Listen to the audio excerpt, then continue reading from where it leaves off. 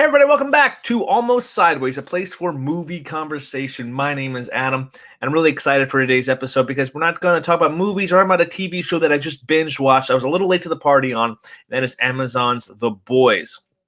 I want to talk about this show for many reasons. I wasn't really familiar about the source material from the comic books, and I heard really great things from Twitter, but I didn't know anything about it really, to be honest. And I knew that there was a guy named Homelander, and he was freaking awesome, but didn't know any of how crazy over the top this show was.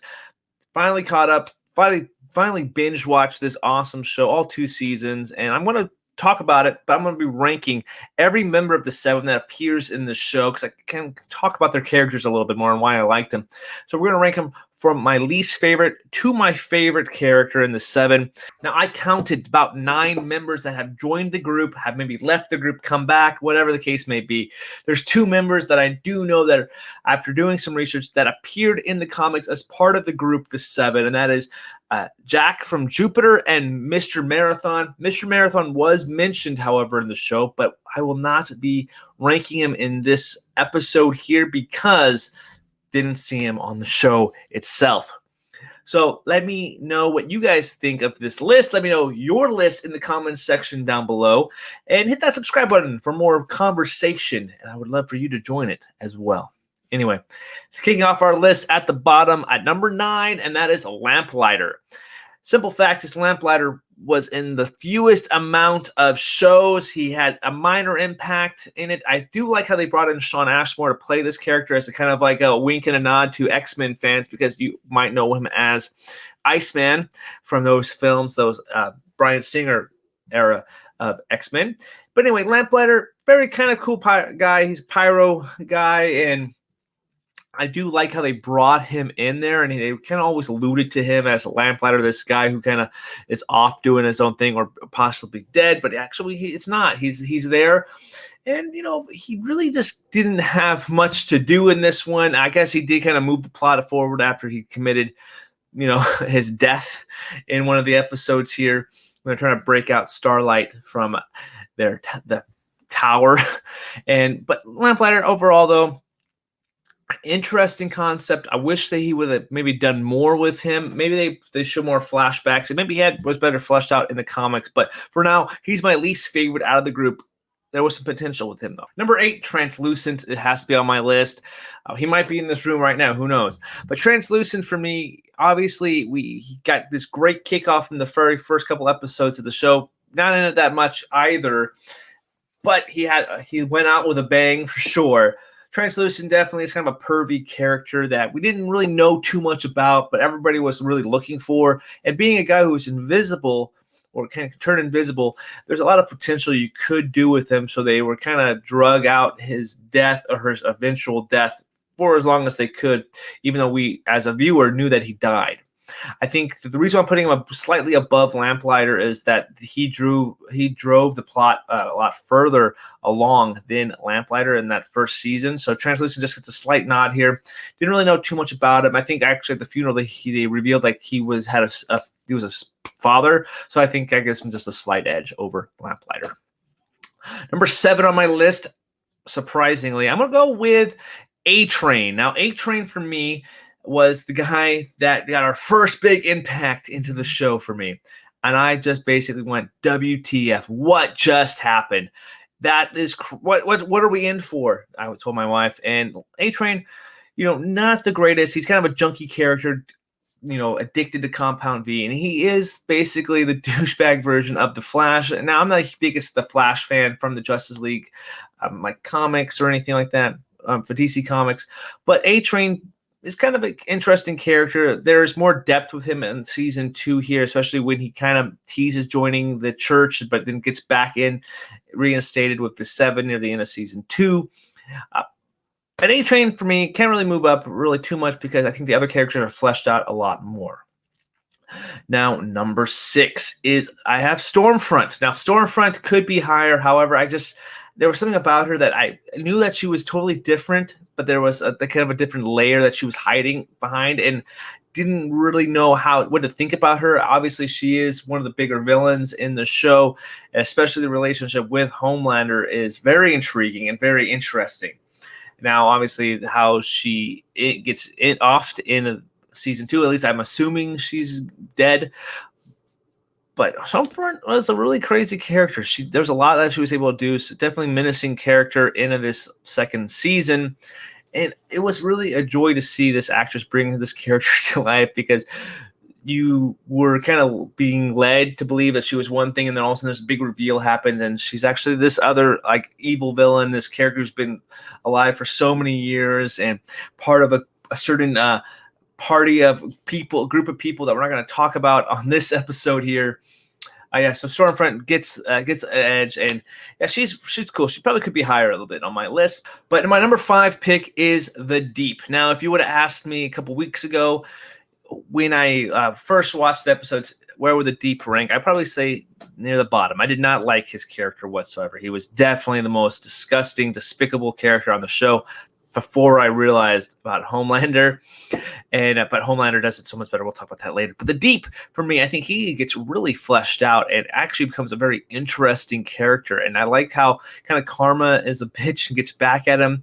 And seeing him as his growth through the 2 seasons and seeing what possibly could become in season 3, I definitely am enjoying The Deep's story arc a lot more. I think how it's going to come full circle. I kind of am hoping, now, not knowing the comics or anything, I kind of hope maybe he kind of turns on the group and he doesn't need that reassurance from like the other members of the 7 to be a popular guy. He can actually do the right thing. Time will tell on that, but I think the actor who plays The Deep, it does a really good job conveying a bunch of different messages and emotions, and kind of scumbagginess with also can maybe, for me, making me feel a little certain like sympathy for this character. Very interesting work what they were able to do with this character. So that kind of slowly over time has creeped up on my list. So The Deep, number 5.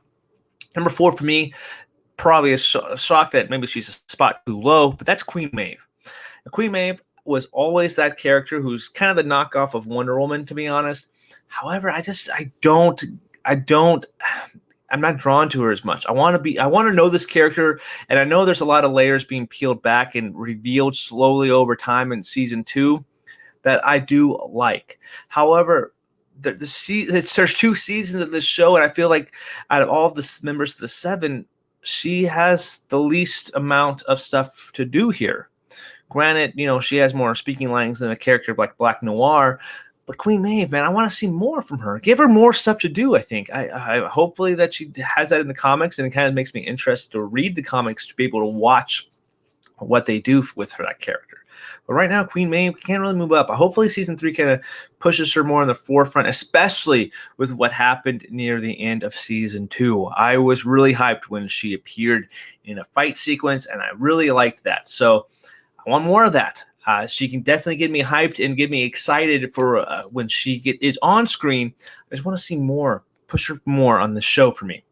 Number 3 is Black Noir. Now, you might argue with me and say, what the heck? Why are you putting Black Noir above Queen Maeve? Because Black Noir doesn't have any like talking lines. He's basically a giant ninja, a knockoff Snake Eyes type of thing. He's a super soldier, and there's not much character depth. We don't really know too much about him other than he has some kind of tree oil allergy or something like that appears in Almond Joy, which of some random thing he's allergic to. But Black Noir has a very cool, concept here, and I think that when he's on screen, he kind of pops, and you can also hide him in the shadows. And whenever he's on screen, I'm kind of like, what's this guy gonna do? I want to see more of this. Is really intriguing character, and I think something about characters that don't talk are always interesting to me, because I want to know why aren't they speaking? What's underneath that mask, and what's really inside this guy? What's this guy thinking? I think that's the unknown of this character that's so intriguing to me, and that's probably why I'm going to put him above Queen Maeve. Now, the top 2 really are tough. They're big leading characters in this show, but right now I'm going to go with Starlight. I think that's the right place to put her. Starlight, we're getting to know her more, and obviously her relationship with Huey is very amazing. I'm really liking that budding relationship there. But Starlight has an interesting power set where she revolves, basically is light. And I think that if they ever have a showdown between Starlight and Homelander, I kind of think Homelander has the upper hand with the powers, of course. But I think there's something with Starlight that I have a feeling that she could become more powerful as the seasons move on. I like Starlight. I think she brings a lot of innocence to the show. Her character is, seeking, kind of learning about this organization, and she's been lied to. And I think the stuff with her mom is kind of interesting, but at times it kind of slows the pace of the show down a little bit more where I want the show to go. Kind of takes a back seat because it gives you things to want the show to do. So I like Starlight here, and I think the more that she's interacting with Huey and of course, with Billy Butcher and stuff like that, I really like it. I'm really liking this character. It's a very, I say intriguing again. There's a lot of intrigue with these characters, and I think that's why they're so brilliantly written. Now, number one, got to go with Homelander.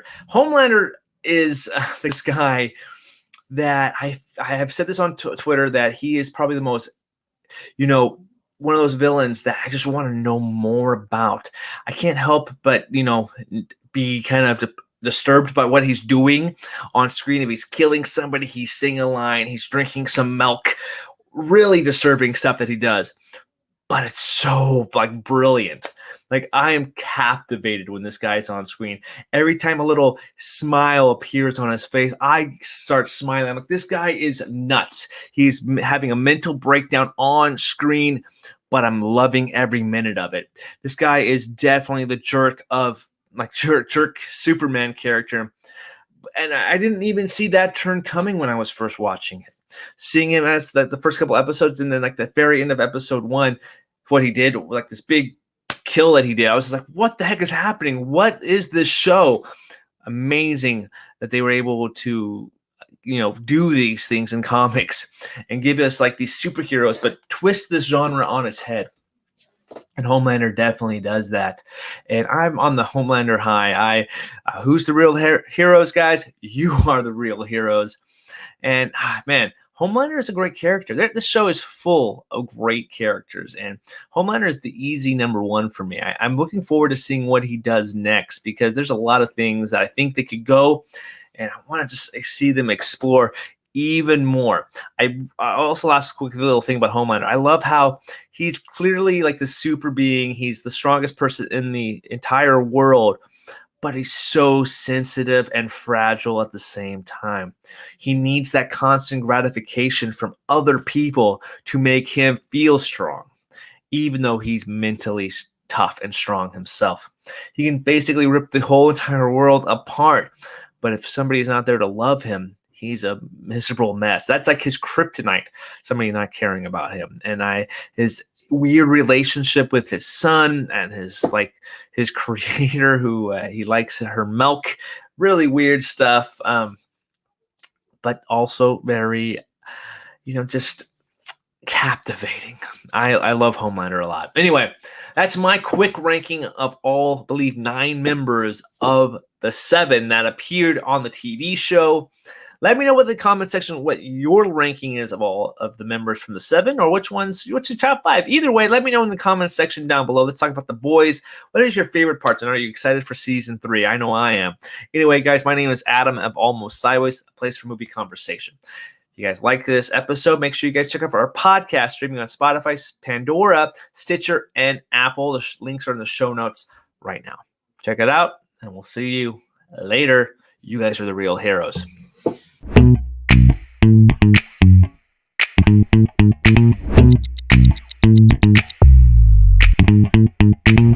you.